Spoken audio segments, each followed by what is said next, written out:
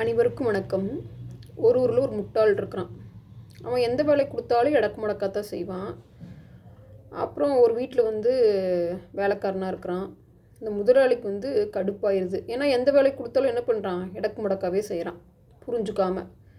அவனுக்கு வேலையை விட்டு துரத்துறதுக்கு மனசு வர மாட்டேங்குது. ஏன்னா அந்த முட்டாளோட அப்பா விசுவாசமாக ரொம்ப நாளாக அவங்க வீட்டில் வேலை செஞ்சுருக்கிறாரு. அப்புறம் வயசாகி இறந்துட்டார். இறக்கும்போது என்ன சொல்லிட்டு இறந்தார் அப்படின்னா, என் பையனுக்கு கொஞ்சம் விவரம் பத்தாது, நீங்கள் தான் அவனை வேலைக்கு வச்சு 3 வேளையும் சாப்பாடு போடணும்னு சொல்லிட்டு இறந்துடுறாரு. ஸோ அந்த விசுவாசமான இதுக்காக இந்த முட்டாளை வேலைக்கு வச்சுருக்குறாங்க. அப்புறம் ஒரு நாள் அவனை கூப்பிட்டு, தம்பி போய் கண்ணாடி வாங்கிட்டு வா அப்படின்னு சொல்லி முதலாளி சொல்கிறாரு. அவனும் போய் என்ன பண்ணிட்டு வந்துடுறான் அப்படின்னா, கண்ணுக்கு போடுற கண்ணாடி வாங்கிட்டு வந்துடுறான். உடனே இந்த முதலாளிக்கு கோவம் வந்துடுது. என்ன தான் பண்ணுறது உன்னை வச்சுக்கிட்டு, நான் உன்னை கண்ணுக்கு போடுற கண்ணாடியை வாங்கிட்டு வர சொன்னேன், முகம் பார்க்குற கண்ணாடி வாங்கிட்டு வர சொன்னேன் அப்படின்னு சொன்னோடனே முட்டாள் திருன்னு முழிக்கிறான்.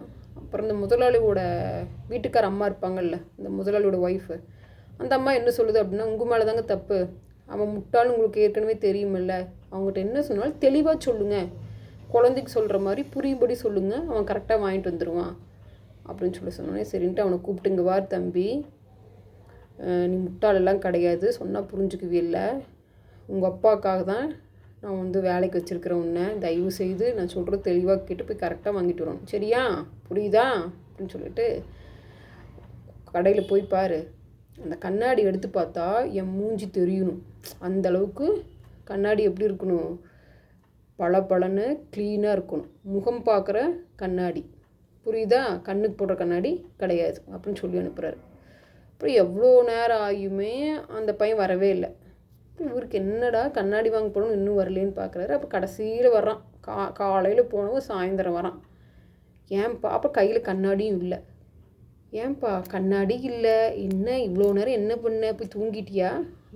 இல்லைங்க, நான் எல்லா கடையிலும் தொலை பார்த்துட்டேன், நீங்கள் சொன்ன கண்ணாடி இல்லவே இல்லை. இந்த முகம் பார்க்குற கண்ணாடி இவ்வளோ பெரிய ஊரில் இல்லையா, எந்த கடையிலும் இல்லையா? ஆமாங்க ஐயா, நீங்கள் தான் சொன்னீங்கல்ல, அந்த கண்ணாடி பார்த்தா உங்கள் மூஞ்சி தெரியும்னு. அப்புறம் எல்லா கண்ணாடியும் எடுத்து பார்த்தேன், என் மூஞ்சி தான் தெரிஞ்சிச்சு, உங்கள் மூஞ்சி தெரியவே இல்லைங்க ஐயா அப்படின்னு சொன்னானா. இவனை வச்சுட்டு என்ன பண்ணுறதுன்னு தெரியாமல் சிரிச்சாராம்மா முதலாளி. இந்த கதை உங்களுக்கு பிடிச்சிருந்துச்சுன்னா லைக் பண்ணிட்டு சப்ஸ்கிரைப் பண்ணிடுங்க.